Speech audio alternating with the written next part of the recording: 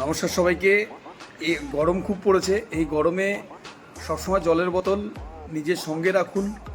বাচ্চাদের সঙ্গের দিন জলের বোতল, আর নিজে না খেলেও অপরের সাহায্য করুন। চাঁদপাড়া শহীদ স্মৃতি অ্যাসোসিয়েশনের পক্ষ থেকে আমরা আপনাদের কাছে রিকোয়েস্ট করছি যে রাস্তায় পথ চলতি মানুষের যদি হট করে কোনো বিপদ হয়, যদি আপনি জলের বোতল কাছে রাখেন তাহলে তার সাহায্য হতে পারে, তার জীবন বাঁচতে পারে। ভালো থাকবেন।